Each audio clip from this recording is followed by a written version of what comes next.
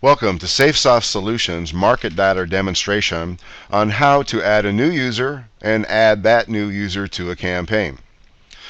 Here we've logged in as the administrator, and you know that when you log in as an administrator, you land here on the Users tab. So in this example, we're going to be adding a new user. And it's pretty easy to do. You start here on click Add a New User tab, and I need to point out a few things, limitations in this example. The user number must be at least 2 characters and up to 8 characters. And I point that out in our example here because your account may look much different than this account. This is a house account, and as you can see, it's identified by SafeSoft Tech 3. That is the client ID. Yours will be something different, but your client ID will show here in this column under the group column. And yours could be anywhere from 2 to 3, maybe up to 5 characters long. Now, I point that out because a user seat, or part of your user ID, contains your client ID, as I'm highlighting here now. And in this example, there it is, SafeSoft Tech 3, and we refer to this as Seat 1, Seat 2, Seat 3, and Seat 4, last one in the list. So, what I mentioned before about the limitation here, when you create a user number, it has to be at least 2 and up to 8. Once you create it, it cannot be changed. Okay? The only way to reverse this would be to delete this new user and create another one. So you need to have some warnings in advance of what you need to do. So since our character count limitation, we exceed that here, as is shown that I'm showing, we need to create a little different one. But we recommend that you keep it the same as you will see on your user list. You will kind of match it up to keep it close to your client ID and then the next number in order for the seat assignment. So let's go ahead and do that now. We're going to add a new user, and in this example, we're just going to make it Seat 5, as I mentioned, and we're going to try and just make it something that is easy to identify for the administrator. Keep in mind that your support personnel or your account executive may not know that you've created these unique user ID seats that differ from your other seats that were created by default when your account was created. So let's go ahead and now create a password as an example, and this one we're going to just use pass lock. You can use any kind of a password you choose. You can also now enter someone's name as an example, or you can use this field that we like to use as the default. Unless you're certain of the agent's name or whatever, you can use this as a placeholder temporarily, like as a reminder to please enter name here. Now the next field down is the user level, and typically agents get a user level of 6. So go ahead and set it to 6.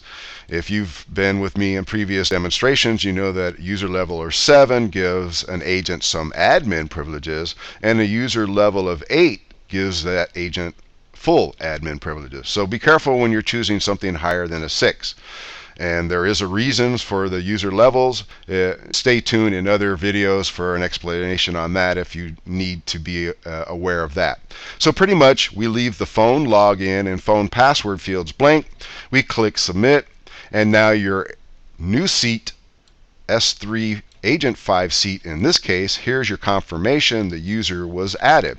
Now once you do that, you see that there are now more fields below you. The campaigns field that we're going to discuss next, then the the agent interface options seen here, and the admin interface options. Remember, I just pointed out that if you give agent some admin privileges, you'll have to go here and turn on those privileges that you want to give them. But that's for another video demonstration. In this situation, the agent interface options, the ones you see here, are the default ones, so unless you have any need to change them, you can consult with your support personnel or your account executive. But typically, the default ones will work. Now, to conclude with this, remember we're here to talk about adding an agent and how to add that new agent to campaign. So here we are in the campaign section, and here you see we have 2 columns, the added and the not added. And if you've been with me in previous videos, what we're going to show you here now is the not added column has the campaigns that are created by the administrator. And the administrator can decide which campaign agents will be able to choose from. So in this example, we only have one, and we want to get this new agent on the dialer as soon as possible. So we've created that seat for him, and now we're going to add this campaign to the agent seat. So we simply select the campaign, click the Add button, and then click one of the Save buttons here. And as you see, it tells you again that this user record has been modified, and now the campaign is added on this side. What does that mean? That means now when you go up here and go to the Billing tab and pay for that seat, and this is a discussion in another video presentation on how you will go in and manage your packages and pay for your plans and so on and so forth. So if you're not familiar with this, check with your account executive or the billing department, and they can help you out with that. So this will conclude on how to add a user. As you see, there is the user record that we added there.